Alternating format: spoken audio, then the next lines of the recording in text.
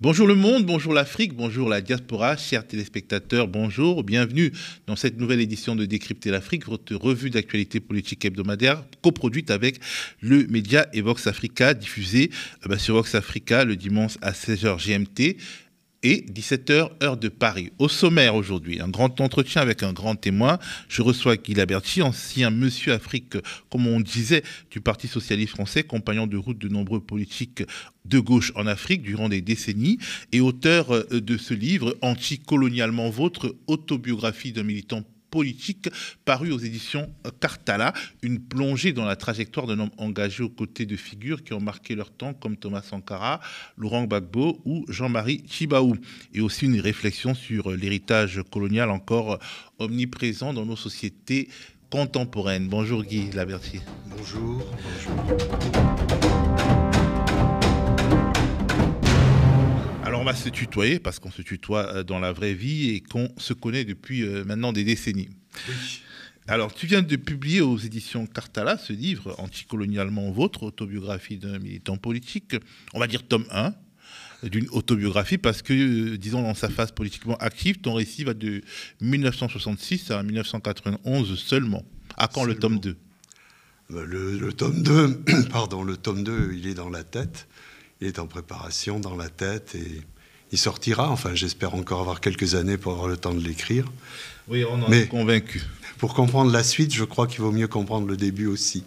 Alors, tu écris Anticolonialement Vôtre et ton livre sort au moment où, après le Mali, le Burkina et le Niger, le Sénégal et le Tchad montrent la porte de sortie à l'armée française. Un parfum de rupture flotte dans l'air, mais j'imagine qu'il ne ressemble pas à ce que tes camarades africains et toi imaginiez durant vos années gauchistes.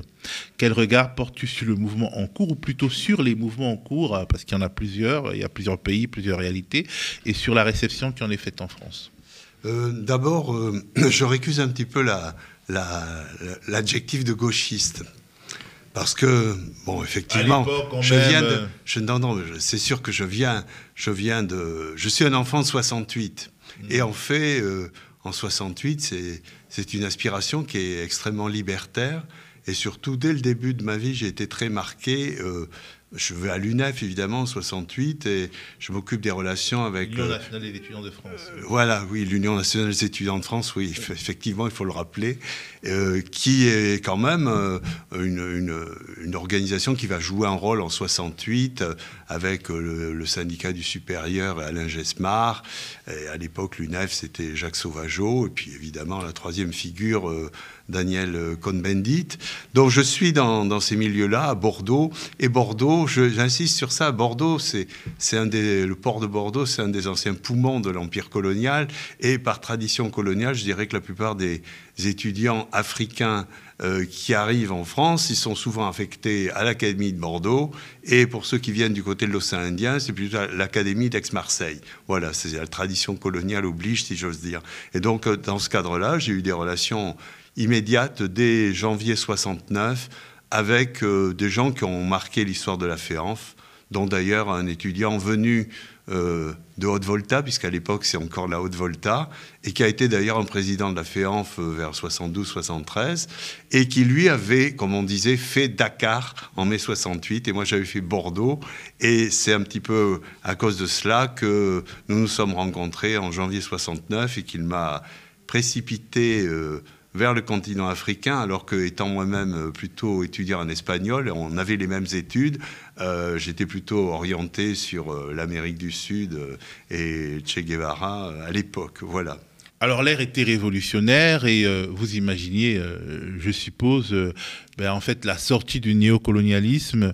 On peut dire qu'en ce moment, c'est de ça dont on parle quand on évoque les bases militaires françaises dans ces différents pays, mais c'est une configuration, disons, qui est une configuration de 2024. Le regard de quelqu'un qui a espéré dans la rupture des liens coloniaux peut être intéressant sur ce qui se passe en ce moment. Oui, c'est-à-dire que on était aussi très pressés, on avait un énorme enthousiasme, un énorme espoir, et dès ce début des années 70, on fait beaucoup de meetings communs. Je rappelle cette histoire-là parce que, vous savez, quitter la zone franc CFA, les bases militaires françaises, c'est aussi dans l'actualité, dans certains pays, dès le début des années 70, avec Madagascar et aussi la Mauritanie. Je me souviens avoir fait des débats publics, des meetings avec la FEANF sur lesquels on discutait justement du retrait de la zone CFA de Madagascar, de la Mauritanie, et évidemment du retrait des bases militaires, Diego Suarez en l'occurrence à Madagascar. Enfin, donc je veux dire qu'il y avait un... Alors, ce qui est extraordinaire, c'est de voir qu'aujourd'hui, au moment où ce livre sort, avec le titre Anticolonialement vôtre, qui, je dois le dire, est une idée de l'éditeur, après avoir lu le manuscrit, c'est en pleine actualité. Parce que tout à l'heure, tu parlais de néocolonialisme, effectivement. Pour moi, néocolonialisme, c'est une nouvelle forme du colonialisme. Hein. On va pas faire des exégèses sur le mot. Et on voit les deux choses qui sont fondamentalement remises en cause aujourd'hui en Afrique, par les nouvelles générations et par quelques juntes militaires, mais ça de façon peut-être plus opportuniste, c'est la présence des bases militaires françaises et la survivance du CFA, dont, si j'ose dire, la réforme qui était commencé à être engagé par des chefs d'État d'Afrique de la CEDEAO, a été littéralement confisqué en 2019 par le couple présidentiel Macron-Ouattara. Et je crois même à la surprise de certains chefs d'État qui avaient participé à cette réflexion de rupture. Et d'ailleurs, on a vu que l'écho n'a aucune réalité, aucune différence avec la situation d'avant. Et qu'effectivement, j'espère que c'est aux Africains eux-mêmes de définir sur quelle base se fera cette monnaie africaine et pas sur l'intervention du président français. Mais ça a mis du temps, justement, pour que ces thématiques que vous agitiez sur les campus et ailleurs prennent corps dans le... Vous vous rendez compte, ça fait un demi-siècle. Et je dois dire que, en tout cas, je disparaîtrai heureux parce qu'on n'a pas tout à fait lutté pour rien, même si à l'époque, on était peut-être très, très en avance. Certains ont découvert ces choses-là il y a plus de 10-15 ans, mais... Ça nous a animés il y a très longtemps, justement au sortir de cette explosion de 68. Tu m'as dit une fois, l'histoire est lourde. L'histoire est tellement lourde qu'elle prend du temps et finalement, faire bouger les choses, ça prend du temps. Et quand on fait de la politique, ce temps peut être au-delà d'une vie politique, voire d'une vie, et ça peut être assez troublant, ça. Moi, c'est pas du tout troublant. Plus je me suis engagé en politique, c'est-à-dire... plus je saisissais la subtilité des rapports de force dans le monde, et plus j'ai ressenti que c'était très difficile de le faire bouger. Et je trouve que ce qui se passe, en tout cas au niveau, je dirais, des idées, des volontés, des boussoles, en finir avec les bases militaires françaises, en finir avec le franc CFA, je dirais que c'est l'aboutissement de plus d'un demi-siècle d'aspiration. Et ça rend modeste parce que, vous savez, les grands politiques, leur vision, elle est souvent occupée par la durée de leur mandat. Mais l'histoire profonde, l'histoire lourde, comme tu disais, je crois que moi, j'ai surtout un engagement très militant, qui a toujours été au niveau des partis. Je n'ai pas été très intégrable dans l'État français. Je dois dire d'ailleurs que c'est sous la primature de Lionel Jospin que, je dirais, oui, il y a eu le plus d'atomes crochus et on l'a vu notamment pour ce qui s'est passé en Côte d'Ivoire. Alors, on a l'impression, ce qu'on voit, ce qu'on aperçoit, ce qu'on observe, c'est que finalement ces mouvements en cours, qui sont en cours dans des pays démocratiques comme le Sénégal, avec un exécutif fortement légitimé par des législatifs après la présidentielle, mais on voit aussi au Tchad, qui n'est absolument pas une démocratie, ou dans des pays où il y a des juntes militaires quand même soutenues par une partie du peuple. Bref, un ensemble de pays totalement différents, la même aspiration porte des politiques. Et on a l'impression qu'en France, malgré le jeune âge de ceux qui dirigent, de celui qui dirige notamment, on est complètement perdu et perplexe par rapport à quelque chose, une sorte d'accouchement long qui a commencé il y a très longtemps et qui a aussi commencé en France, sur les campus français. Comment expliquer ça? Comment expliquer que cet accouchement long, on a l'impression qu'en France, on n'a jamais eu l'impression que le bébé allait naître, c'est-à-dire... Si vous voulez, moi je crois que... en fait, les choses ne pouvaient bouger que si elle venait d'Afrique.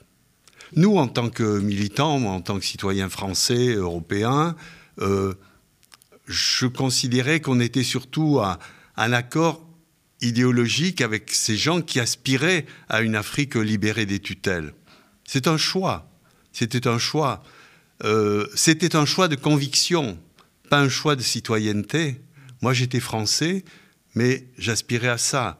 Et j'ai vécu des moments politiques assez durs où j'ai eu pratiquement à choisir entre mes convictions et ma citoyenneté.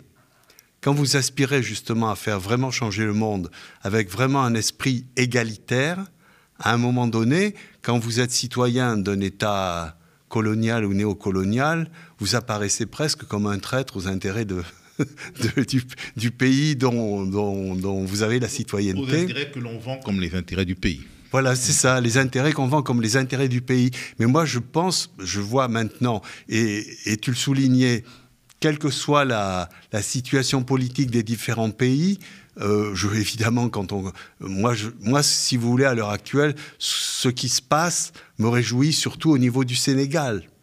Parce qu'au niveau du Sénégal, il y a une volonté, quand les gens disent de rupture, en fait, c'est de changer la nature des rapports vers une perspective plus égalitaire. C'est-à-dire que ce qui est en train de se passer là, et ça aussi c'est une idée qui sera lente à s'imposer, c'est que l'Afrique reprenne le contrôle de son histoire, que la France ou d'autres puissances étrangères cessent de confisquer l'histoire des peuples africains. Ça fait des siècles que c'était le cas, et donc c'est peut-être difficile à imaginer. Mais en tout cas, c'est ça qu'il faut imaginer. Et c'est pour ça qu'on ne voit pas. En tout cas, l'idée s'est imposée, quelles que soient les situations politiques, que ce soit des juntes militaires qui renversaient des gouvernements élus, que ce soit un processus démocratique comme on vient de le vivre au Sénégal, ou quelle que soit la situation de ce qui s'est passé au Tchad. Bon, on pourrait en discuter en détail, de savoir pourquoi ci, pourquoi ça, mais en tout cas, ce qui est important, c'est que l'idée s'impose, cette idée de reconquérir le droit à faire son histoire. Alors, les choses auraient pu se passer autrement.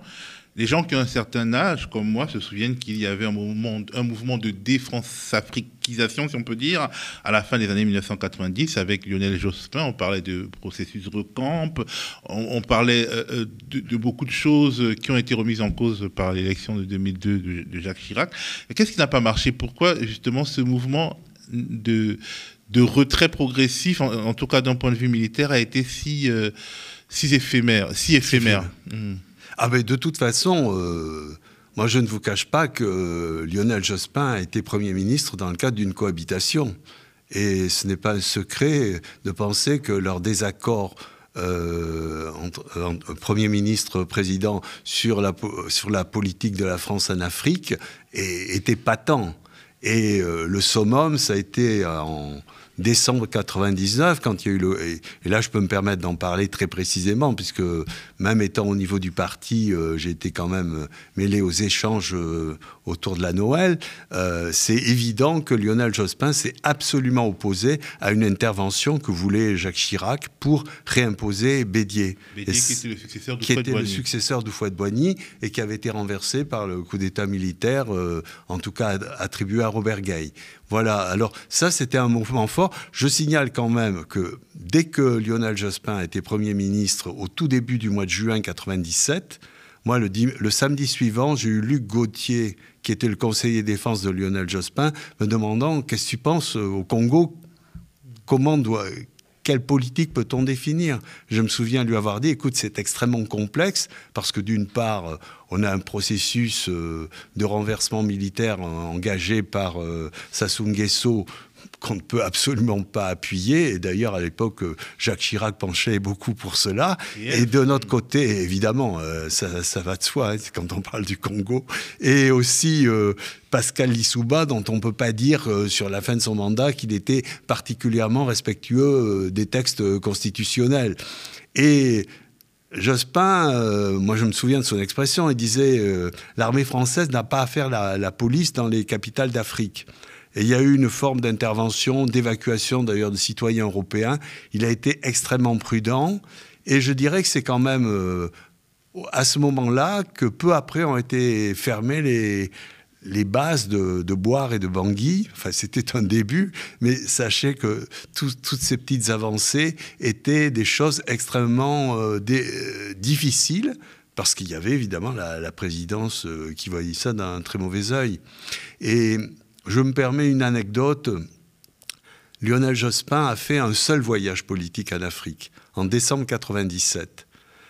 Il était allé au Maroc et moi j'ai été associé à la partie Sénégal-Mali, où il m'avait fait l'amitié de m'inviter personnellement. Et à la fin, quand on est dans l'avion de retour, il me dit « Guy, je suis à la ramasse, mais j'aimerais bien qu'on fasse un petit peu le point ». Et moi, évidemment, tout enflammé, je lui propose une suite de parcours de capitales à visiter.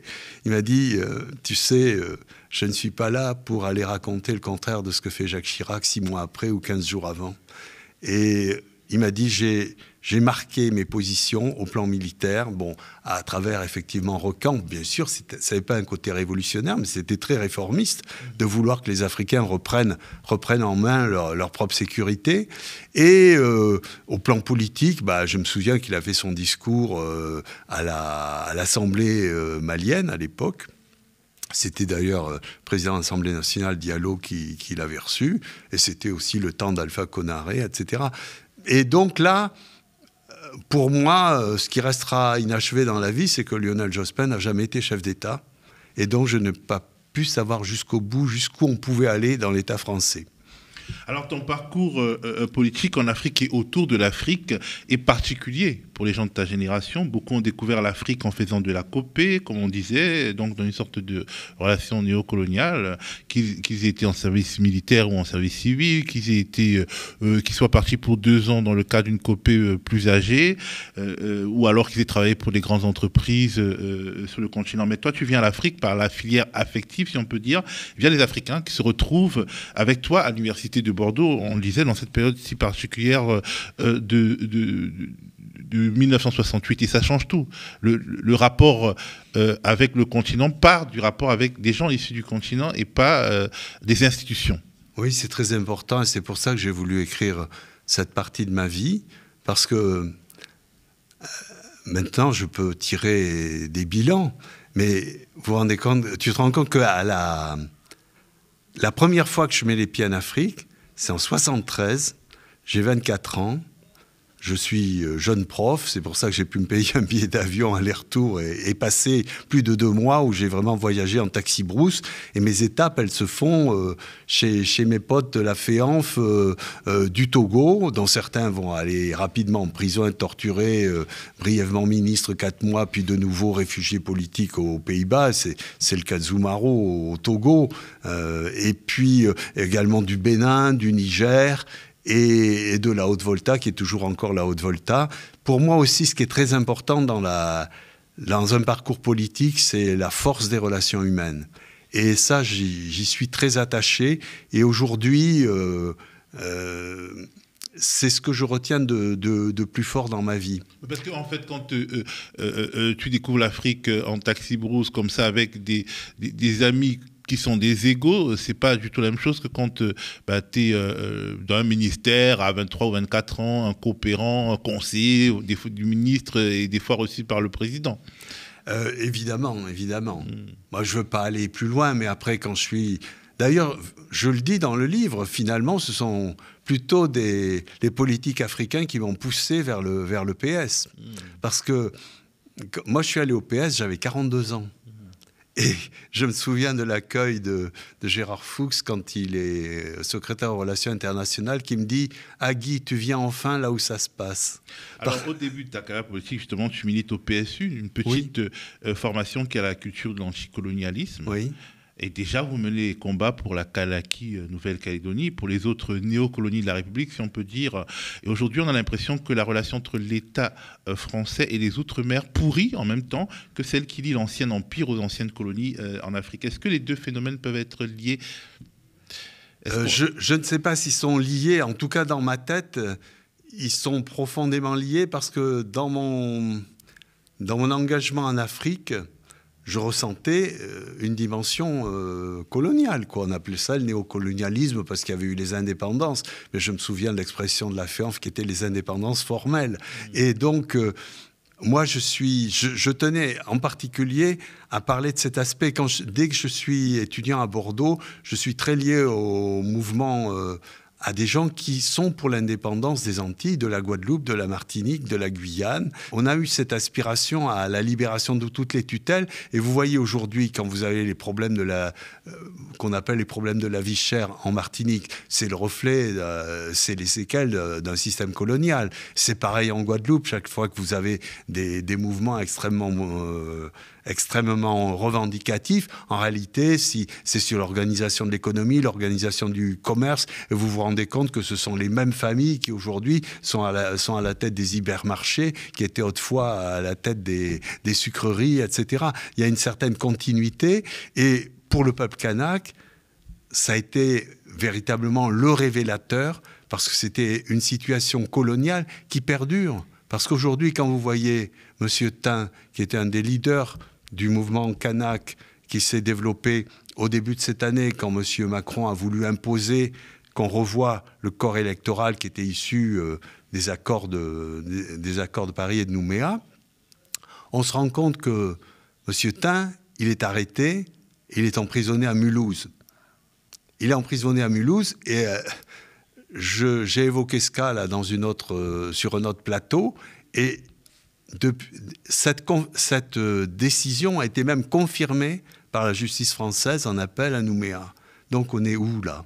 Autre exemple, Mayotte. Moi je suis de ceux, d'ailleurs j'en parle dans le livre, j'ai travaillé avec des gens qui étaient de Mayotte et qui étaient du Front démocratique comorien, qui voulaient le rattachement, qui voulaient revenir sur le rattachement de Mayotte à l'ensemble comorien. Bon, je ne suis pas Mathusalem, hein. C'était effectivement dans les années 70, d'ailleurs je cite le nom de M. Montjoint, je me rappelle qu'en 84, la France aurait pu interrompre ce processus de séparation de Mayotte à l'ensemble comorien.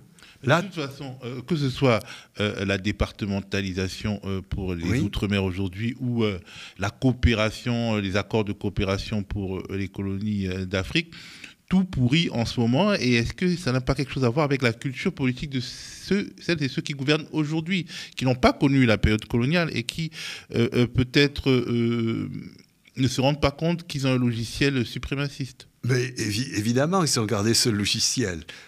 D'ailleurs, dans la 4 de couve du livre, on affirme clairement que les mentalités coloniales restent présentes dans toutes les têtes, qu'elles soient de droite ou de gauche, en France. Et chez les gens, c'est quasiment inconscient.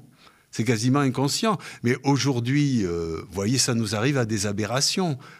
Quand vous voyez Darmanin dire il faut abroger le droit du sol dans un département français, Mayotte, c'est bien l'aveu le plus grossier qu'on est en pleine colonie. Et d'ailleurs, je crois que Rémi Carayol a fait, enfin j'en suis sûr, Rémi Carayol a fait un livre là-dessus, Mayotte, département colonie. On est en plein là-dedans, mais il faut bien être persuadé que, enfin moi je l'ai vécu tout au long de mon engagement de plusieurs décennies, c'est que j'ai rencontré des mentalités coloniales aussi bien à droite qu'à gauche, mais c'est souvent très, très inconscient. Il y en a très peu qui ont une sensibilité. Moi, combien de fois j'ai entendu dire « Ah oui, mais toi, t'es avec eux » ou alors « Tes positions sont dangereuses, nous sommes français ». Donc, dans le cas de cet engagement, tu passes, disons, d'un engagement dans un petit parti, tu passes de cet engagement dans un petit parti pour un engagement dans le cas du PS, tu deviens une personnalité ressource même au sein du PS en raison de ta connaissance profonde d'une partie du personnel politique africain et des pays d'Afrique au moment justement de la fin de la glaciation du parti unique. Mais disons, c'est comme si tu n'avais pas vraiment fait exprès de t'institutionnaliser, comme si tu avais été porté par quelque chose qui est finalement très africain. C'est pour ça que j'ai écrit ce livre, parce que je voulais expliquer pourquoi finalement, dans un parti qui était un parti de gouvernement, je me suis comporté comme je me suis comporté. C'est-à-dire en restant profondément fidèle à des convictions, jusqu'à ce que la contradiction se pose. Et elle s'est posée avec la Côte d'Ivoire. où à ce moment-là, en 2011, tout le monde me tourne le dos dans mon parti, quoi, c'est clair. Alors, les personnes de ta génération sont arrivées à maturité politique juste après la période coloniale stricto sensu, mais ils ont pour beaucoup préféré s'intéresser aux luttes des camarades latino-américains aux prises avec l'impérialisme états-unien, mais il y a eu une forme d'aveuglement, de trou noir sur l'Afrique. Quand on regarde ceux qui ont écrit, ceux qui ont été journalistes, ceux qui ont été activistes, il y a très peu de gens comme toi qui sont intéressés à l'impérialisme de leur propre pays. Comment on peut l'expliquer ? Disons que c'est souvent plus porteur d'incarner des luttes qui ne touchent pas directement, si j'ose dire, au nerf de l'État colonialiste ou néocolonial. Il y a l'Amérique, mais je voudrais insister aussi, beaucoup se sont beaucoup investis plutôt par rapport à l'Europe de l'Est. Oui, aussi. C'était plus porteur. Et dans l'évolution du monde, d'ailleurs, on peut voir les gens qui ont fait de brillantes carrières et qui voyaient bien, qui savaient dénoncer l'impérialisme soviétique, mais qui étaient étrangement muets devant l'impérialisme français. C'était cette époque des années 90 où nous on était vus comme des c'était le sanglot de l'homme blanc, quoi. Nous on comptait pas beaucoup, on était des petits naïfs des petits anges là qui rêvaient d'un monde, mais eux ils s'occupaient des choses sérieuses, travaillaient contre les États-Unis et travaillaient contre l'Union soviétique. Mais la France, après tout, à croire qu'on était que c'était un État virginal. Et je l'ai observé. Je me souviens, je suis allé à La Baule au moment du sommet de 90. Franchement, je dois vous dire que moi, j'ai fait à l'époque dans un journal un article qui a détonné. J'avais dit la nostalgie de l'Empire. La Baule, le discours de La Baule, la nostalgie de l'Empire. Bon, certains ont dit, mais là, il est complètement délirant, parce que certains pensaient que c'était la grande rupture et que ça y est, maintenant, on allait avoir des relations nouvelles avec le continent africain. François Mitterrand, on a vu ce que ça a donné. Moi, je me souviens que même quand j'ai fait... Alors que je suis au PS, un petit papier sur en finir avec le syndrome de Fachoda en 1994, François Mitterrand était encore président, je dois vous dire que je n'ai pas été vraiment applaudi par tous les gens du secrétariat international du Parti socialiste. Certains même futurs m'ont fait savoir qu'ils n'étaient pas du tout d'accord. Donc, le syndrome de Fachoda, c'est la rivalité franco-anglaise sur le continent. Et qu'on a en fait, moi j'ai écrit ce papier après ce qui s'est passé au Rwanda. Parce que fondamentalement, les errements de la politique française sont fondés sur une vision qui n'est pas d'ailleurs tout à fait erronée, de l'affrontement entre le monde anglo-saxon et le monde français. Mais enfin, c'était quand même deux mondes, je dirais, tutélaires. Et bien justement, en plus, fermer les yeux sur un génocide parce qu'on affronte les Américains, c'est fermer les yeux sur la réalité humaine de ceux qui sont là et dont la vie n'est pas plus importante qu'une carte une map monde, on va dire. Ce qui frappe à l'époque, pour revenir à l'époque où tu t'éveilles à la politique et à la politique africaine, fin des années 60, début des années 70, c'est l'omniprésence parmi tes camarades africains de l'idéologie, en tout cas ceux qui sont dans l'opposition, et même un certain sectarisme idéologique entre les maoïstes, les pro-albanais, les pro-russes. Les débats virent au pugilat. Avec le recul, est-ce que ce n'était pas aussi une forme d'aliénation ? Mais bien évidemment, c'était une copie, mais ça allait très très loin. Bon, à la fin, au niveau de la FEANF, ça a été la fin, c'était la lutte entre les pro-chinois et les pro-albanais, parce que les trotskistes avaient à peu près avaient déserté. Bon, bien sûr, ça avait quelque chose de caricatural. Et si vous voulez, mais c'est intéressant de voir. Bien sûr que c'était une forme d'aliénation. Et je pense qu'aujourd'hui, les peuples africains, s'ils veulent reconquérir leur histoire, ça ne sera pas pour changer de tutelle, mais ça, c'est leur boulot. Moi, je ne fais que constater qu'en tout cas, j'ai passé ma vie à souligner qu'on maintenait des rapports tutélaires avec le continent africain. Je vois que ça commence à craquer et je me dis, bon, t'as pas passé ta vie pour rien quand même, c'est en train de bouger. Mais vous savez, une vie humaine, ça dure.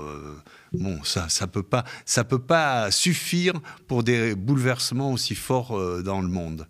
Et je peux vous dire que c'était très drôle parce que très drôle entre guillemets, j'ai connu des responsables maoïstes, par exemple au Gabon, qui après ont été directement au plus haut dans le système d'Omar Bongo. Ils ont été ministres. Vous en avez d'autres qui, par contre, eux, ont été arrêtés pendant la dictature Yadema, parce que, et je parle notamment beaucoup de Dominique Lantam-Zoumaro, qui est arrêté dans des conditions extrêmement difficile en 77 parce qu'ils veulent créer une fédération de l'éducation nationale. Ils vont aspirer à une lutte pour le multipartisme et ça finit très mal. Ça finit par des tentatives d'assassinat, des maisons incendiées et finalement réfugiés à partir des années 90 aux Pays-Bas. Alors justement, tu racontes bien cette période de guerre froide où les dictatures civiles et militaires sont partout. Il y a des militaires réactionnaires, il y a des militaires révolutionnaires. Dans les pays réactionnaires, tes camarades, tu l'as dit, sont dans la clandestinité ou en prison. Et le tragique règne. Mais il y a aussi des militaires révolutionnaires qui ont le pouvoir. Il y a Thomas Sankara, tu le rencontres à Ouagadougou, et tu rencontres aussi Blaise Compaoré. Est-ce que tu pressens l'aboutissement fratricide de leur lien ? Je ne le pressens qu'en 1987.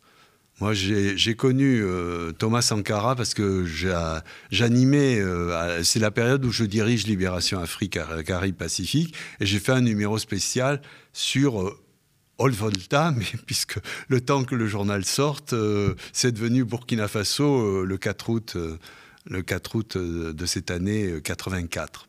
Et donc Thomas Sankara, fallait voir l'armée voltaïque. Au sein de l'armée voltaïque, vous aviez le rassemblement des officiers communistes. C'était quand même assez singulier. Moi, à l'époque, je crois encore au raccourci militaire pour aller à la démocratie. Et ça, c'est un petit peu mon côté hispanophone, parce que j'avais vu ça au Pérou à la fin des années 60. Excusez-moi, là, ça fait un peu Mathusalem, mais on avait toujours cet espoir. Et je dois dire que en 84, donc, on fait ce numéro spécial. Et après, j'ai entretenu des rapports réguliers. J'y vais chaque année, mais je ne me contente pas de serrer la main de Thomas Sankara. On a beaucoup parlé. Et d'ailleurs, dans ma petite revue, qui est une revue militante qui tire à 3000 exemplaires, en 86, je fais un papier que j'intitule « Les 100 fleurs fanées », parce que c'est une référence à la Chine, parce qu'il y avait beaucoup de groupes pro-chinois derrière Sankara. Les 100 fleurs fanées du Burkina Faso. Et au mois de juillet 86, Sankara lui-même téléphone et me dit « Mais la Bertie t'écrit n'importe quoi, faut venir t'informer, etc. » Donc je suis allé m'informer, comme il disait. Donc j'ai eu ce qu'on appelle plaisamment ma rééducation pour tomber sur les rails de la Révolution. Mais en fait, c'est à partir de ce moment-là quand même que s'affirme un certain pouvoir personnel, quoi. Et moi, je ne remets pas du tout en cause l'authenticité des convictions de Thomas Sankara. Mais c'est vrai qu'il est dans un monde qui lui est totalement hostile. Comme Mitterrand lui a dit, Thomas Sankara, vous tranchez, mais vous tranchez trop. Et après, bon, je ne viens pas sur l'histoire particulière qui ont conduit à son assassinat, mais il est évident que la Côte d'Ivoire a joué aussi un rôle important pour voir la Côte d'Ivoire d'Houphouët-Boigny, pour voir effectivement Compaoré devenir l'exécutant de cet assassinat. Mais je dis d'ailleurs qu'au début, je pense que lui-même, Compaoré, s'est fait dépasser par d'autres, comme Djendjéré, mais en réalité, non. Moi, j'ai rencontré Blaise Compaoré 15 jours après l'assassinat de Thomas Sankara. Je ne sais pas si je dois aller au Burkina, etc. Et il m'accueille en me disant, c'est le couvre-feu, hein. Moi je ne m'attendais pas du tout à être reçu la nuit, alors on m'a amené avec des mots de passe et tout ça, jusqu'au Conseil de l'Entente, où s'est passé l'assassinat 15 jours avant. Et je trouve Compaoré, le président Compaoré, très abattu. Il a même des Kleenex. Il me dit « Ah, ce pauvre Patrice ». Ce qui est subtil parce qu'il sait que Patrice Zagré, qui a été assassiné avec Sankara, était ce qu'on appelle en Afrique mon logeur avant. En 82, j'ai logé chez Patrice, et dont d'ailleurs le frère après a été... par les sentiments. Enfin, oui, parce que là, je peux pas... Et même quand on sort de l'entretien, il me dit, tu vois, Guy, ça s'appelle le conseil de l'entente, quelle tristesse après ce qui s'est passé. Enfin bon, un truc, bon... J'ai mis... J'ai complètement compris quand j'ai vu l'assassinat de Lingani et Zongo. Et je me suis même permis de dire... D'autres camarades... oui, oui, excusez-moi, oui, parce que moi je suis dans mon passé là, mais il faudrait peut-être que je me réactualise. Donc Lingani et Zongo étaient... il y a eu 3 capitaines et un commandant qui ont fait ce fameux coup d'État de 1983 qui a porté le capitaine Sankara au pouvoir. Il y avait le capitaine Compaoré, il y avait le capitaine Henri Zongo et il y avait le commandant Lingani. Et donc... et 3 des 4 ont été tués. 3 des 4, oui. Et là, je me suis permis de dire à Compaoré, d'ailleurs, il y a eu un grand blanc quand on s'est téléphoné. J'ai dit, mais des exécutions sans procès ni rien.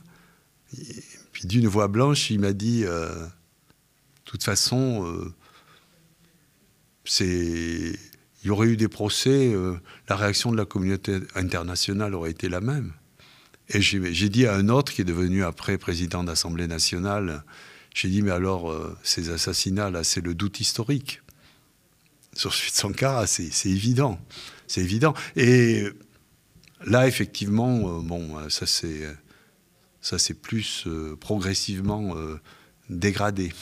Alors, à Ouagadougou, tu rencontres aussi de manière assez particulière Mbara Guérandi, le capitaine auteur du putsch contre le président camerounais Paul Biya le 6 avril 1984. Guérandi, que Compaoré recyclera par la suite de manière assez terrible. Au Libéria, notamment. Enfin, la guerre civile au Libéria. Absolument. Mais d'ailleurs, c'est très étrange parce que... Il s'est transformé finalement de capitaine révolutionnaire au Cameroun en mercenaire. Ah oui, c'est clair. Mercenaire sanguinaire. D'ailleurs, je raconterai précisément notre rencontre sur la route à côté de Ouaga, sur la route de Fada, où moi-même... L'ambiance est telle que je me dis, mais qu'est-ce que c'est que ce truc-là? Parce qu'on me l'a présenté comme quelqu'un de très important, mais qui est évidemment sous un pseudonyme. Je n'apprendrai qui il est que beaucoup plus tard.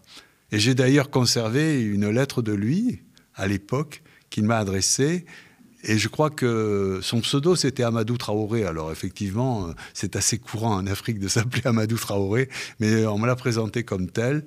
Et j'ai su qui il était un peu plus tard. Et bon, on n'a pas eu de contact après, évidemment. Lui, il avait, à l'époque, il avait un discours très, très militant, quoi. Il voulait absolument tous les numéros de Libération Afrique et tout ça. Mais bon, après, comme tu le dis, il s'est recyclé. D'ailleurs, il a eu une triste fin où les services camerounais ne sont pas très, très loin de sa disparition. Et c'est une litote. Ils l'ont assassiné. Alors, les personnes à gauche, au sein de ma génération, ont eu du mal à comprendre, puisqu'ils n'étaient pas là, pourquoi à l'époque, de nombreux militants révolutionnaires et réformistes ont continué à cheminer avec Compaoré après l'assassinat de Sankara, parce que Compaoré, finalement, il entre dans l'histoire comme celui qui ramène son pays dans le giron de la France-Afrique et qui est un peu le démon de la guerre au Libéria, en Sierra Leone, en Côte d'Ivoire, partout, au service de l'impérialisme qu'il dénonçait quelques décennies ou quelques années même avant. Pourquoi vous n'avez pas rompu avec Compaoré? Moi, j'ai continué. C'est aussi très lié à l'attitude qu'ont eu les militants burkinabés. Et je le dis très clairement dans mon livre, la plupart de mes amis, de mes proches,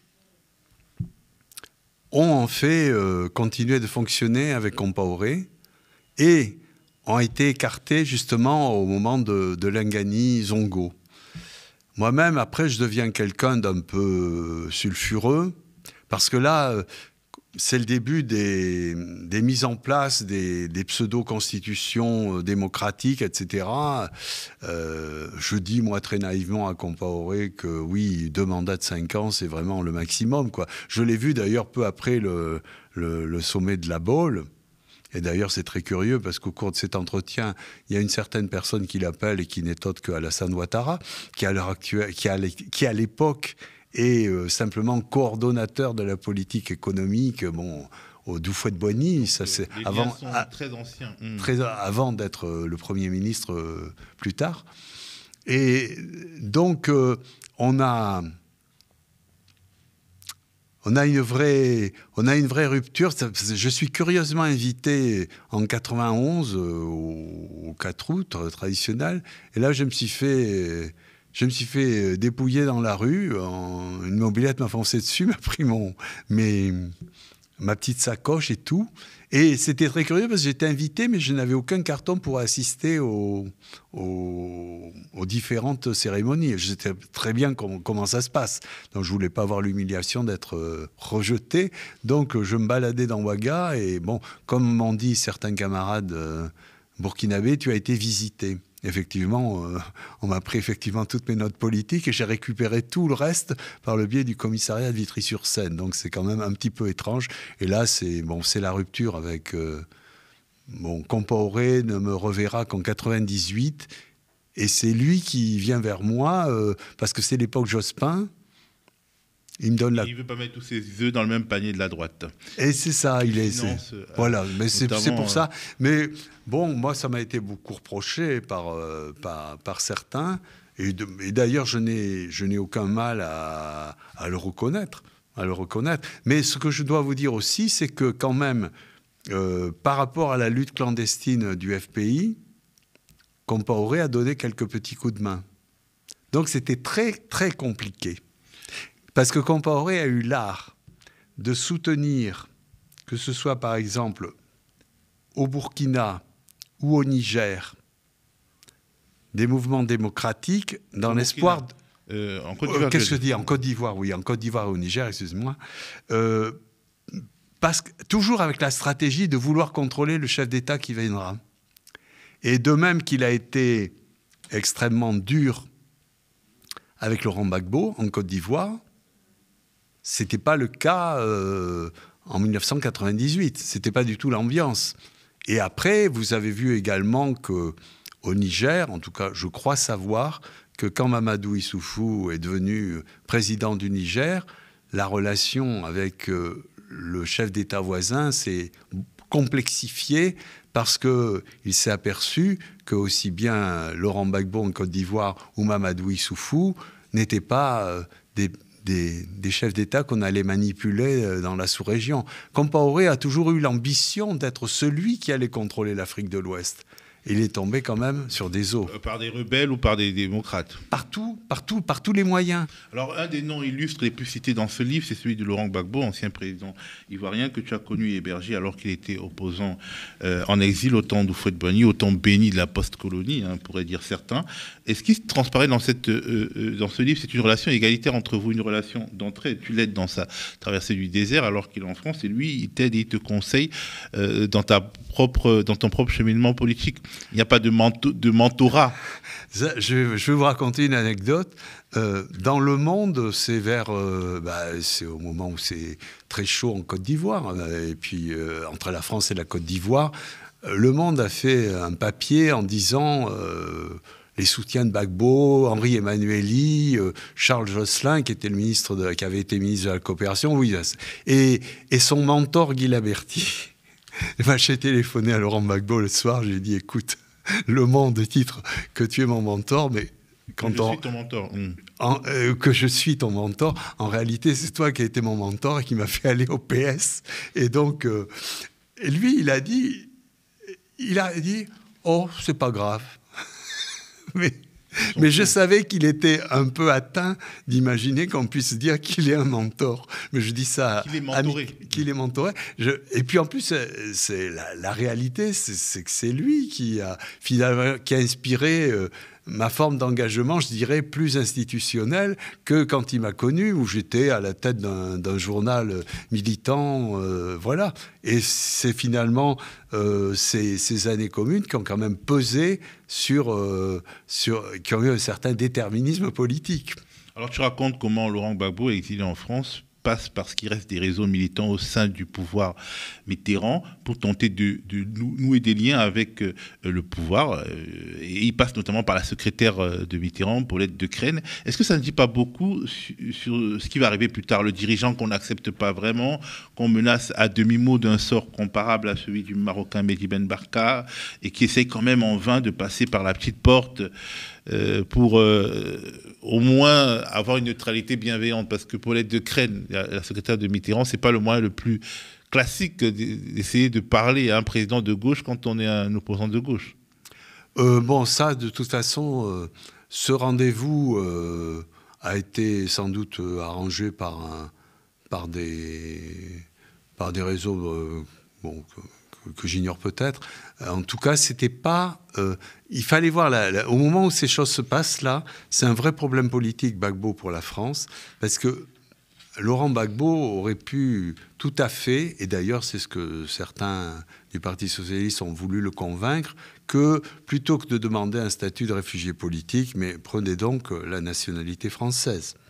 Il pouvait le faire facilement. Il était né avant l'indépendance. Son père avait été, il a été d'ailleurs plus tard décoré par la France, était un ancien prisonnier de guerre et blessé de guerre de la Seconde Guerre mondiale.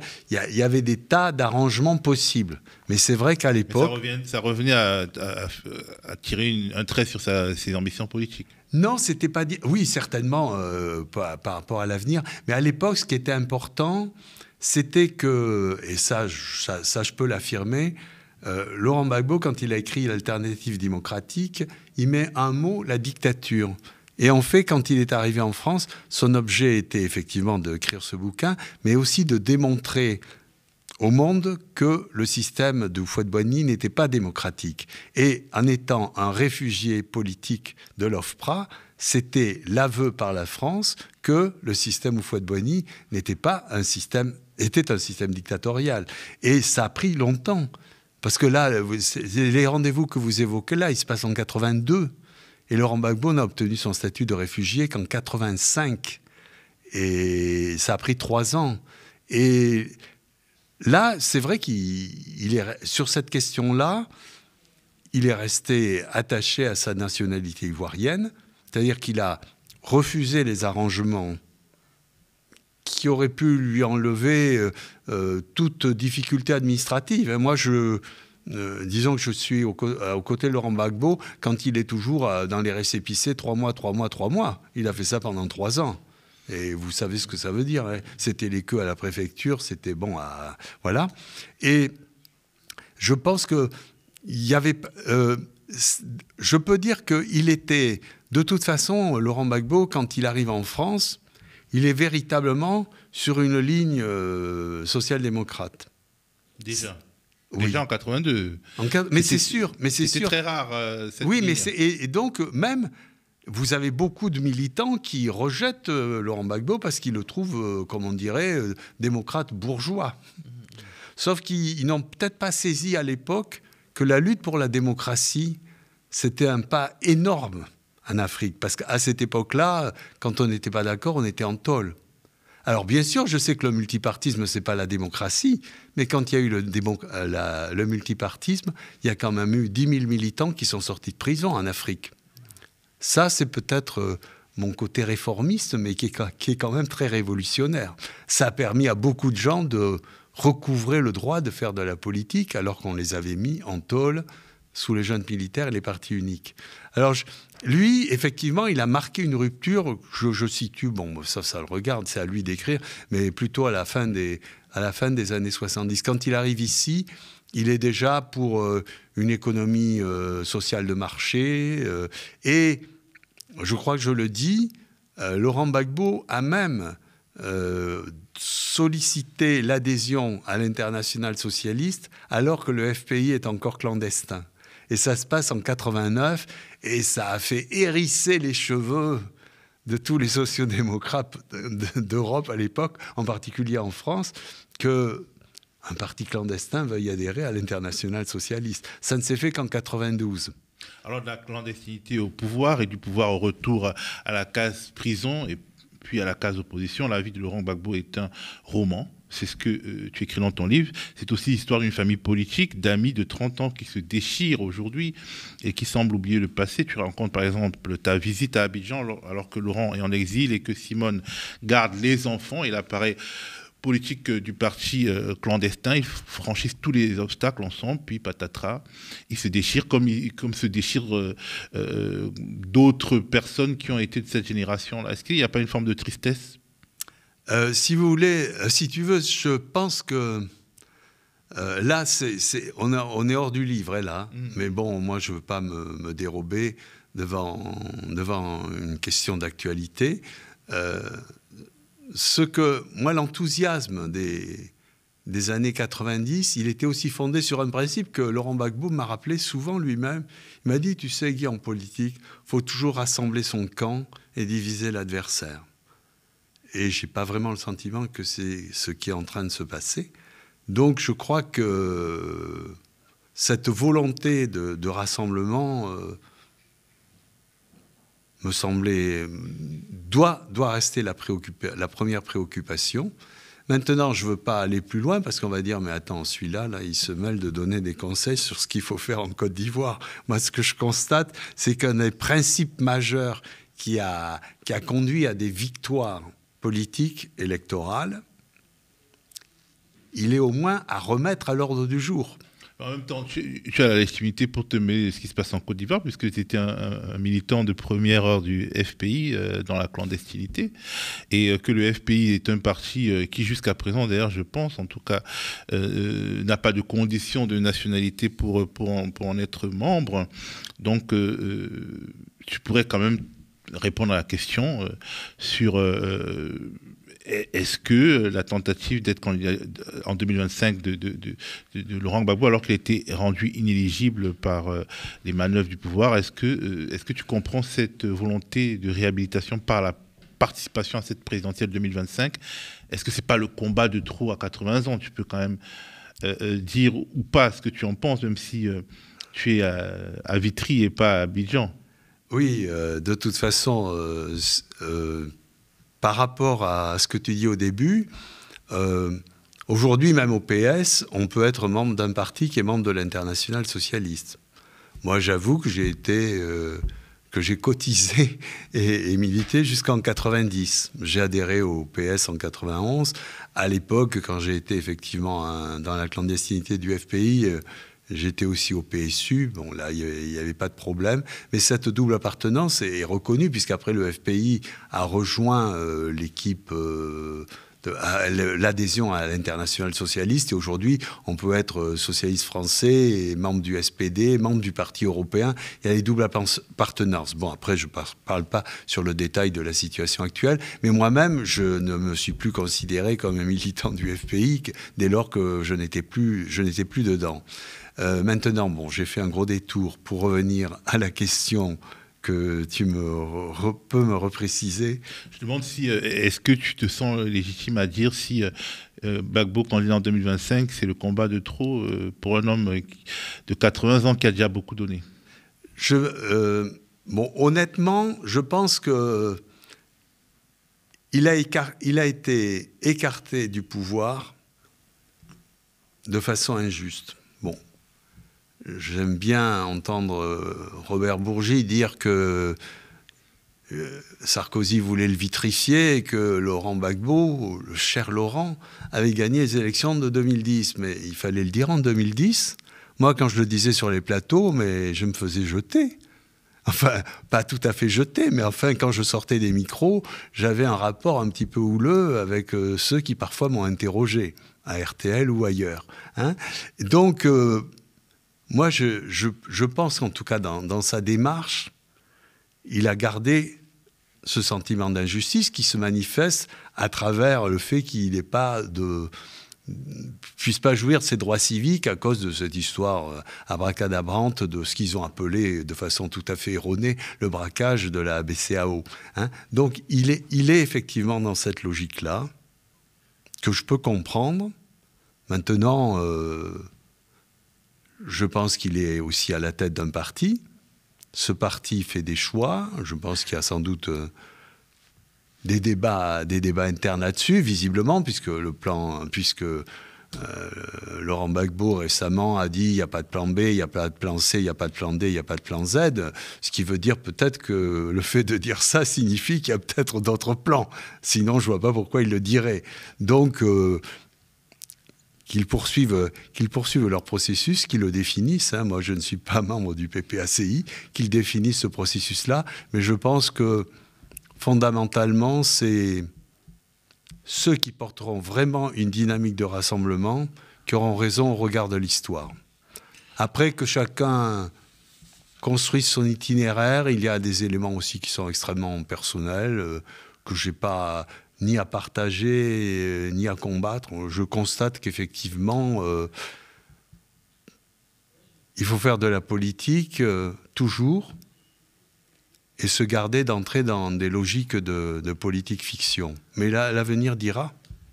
La politique fiction, c'est-à-dire la politique, quand on croit... si vous voulez, c'est très simple. Aujourd'hui, vous êtes dans une logique. Le combat de Laurent Gbagbo, c'est récupérer ses droits civiques. Moi, là, il est fondé à le faire, puisque de toute façon, cette histoire de justice... Alassane Ouattara l'a gracié, l'a pas amnistié, il sait pourquoi. C'est pour l'empêcher d'être candidat. Simone Gbagbo, elle a été amnistiée. Donc, elle a déclaré sa candidature. Voilà. Charles Bégoudet n'a pas été amnistié. Donc, si vous voulez, je pense que chez lui, il y a une volonté toujours de tenir tête à ce que lui a fait subir Alassane Ouattara. Lui pense que accepter la candidature... Moi, je suis d'accord qu'il veuille récupérer ses droits civiques. Après... Mais tu ne penses pas que Ouattara puisse lui faire cette fleur, globalement? Je vais vous dire ce que je crains, moi. C'est que si d'autres candidatures se manifestent, peut-être qu'Alassane Ouattara, à ce moment-là, réintégrera Laurent Gbagbo pour semer la zizanie au sein de l'opposition ivoirienne par rapport à son 4e mandat, sur lequel il ne s'est pas encore prononcé. Et ça, c'est une des ruses qui font qu'aujourd'hui, je suis prudent. Parce que je ne suis pas absolument sûr, même si, étant mécréant, je crois peu au miracle, je ne suis pas absolument sûr qu'il y ait encore quelque chose trappe d'ici octobre 2025. On va observer, en tout cas, merci Guy Labertier et merci à vous d'avoir regardé cette édition spéciale de Décrypter l'Afrique. Rendez-vous bientôt pour de futurs décryptages de l'actualité africaine.